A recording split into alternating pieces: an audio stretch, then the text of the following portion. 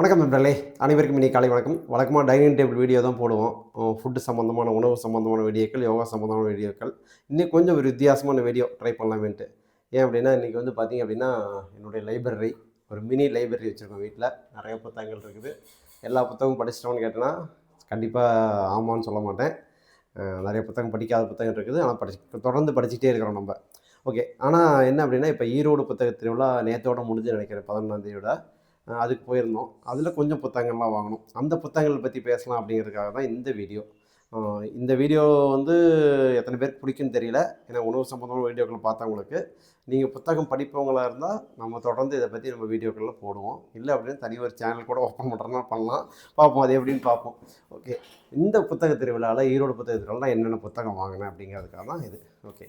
முதல்ல வந்து மஞ்சை வசந்தனோட தண்டிக்கப்பட வேண்டிய குற்றவாளி மனு அப்படிங்கிற ஒரு புத்தகம். ஓகேங்களா? இது ஒன்று. அடுத்தது வந்து ஓஷோவோட உங்கள் குழந்தைகள்.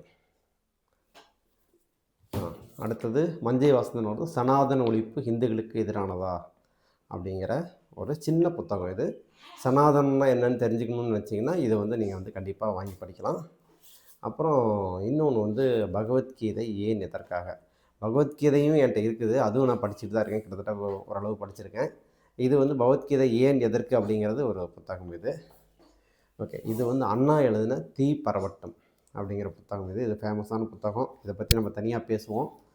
அப்புறம் அண்ணாவோட கம்பரசம் அப்படிங்கிறது, கம்பராமாயணத்தை பற்றின எழுதின ஒரு கம்பரசம் அப்படிங்கிற ஒரு புத்தகம் இது.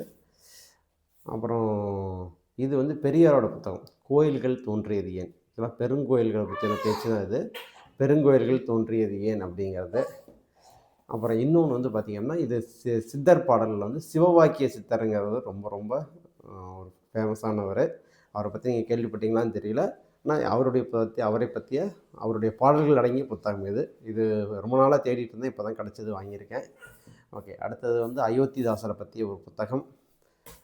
அப்புறம் டோனி ஜோசப் எழுதிய ஆதி இந்தியர்கள் அப்படிங்கிறது. ஏற்கனவே வந்து சேப்பியன்ஸ் வாங்கி வச்சுருக்கேன். அதுவும் இன்னும் ஃபுல்லாக படிக்கல, கொஞ்சம் தான் படிச்சிருக்கேன். இது வந்து ஆதி இந்தியர்கள்ங்கிற புத்தகம் வாங்கியிருக்கேன். அடுத்தது பகுத்தறிவு களஞ்சியம், இங்கர்சாலோட பகுத்தறிவு களஞ்சியம். ஸோ இதுதான் நான் வந்து இந்த புத்தக திருவிழாவில் வாங்கின புத்தகம். இதெல்லாம் வந்து எத்தனை படிப்பேன்னு சொல்ல முடியாது, ஆனால் கண்டிப்பாக எல்லாமே படிச்சிருவேன்.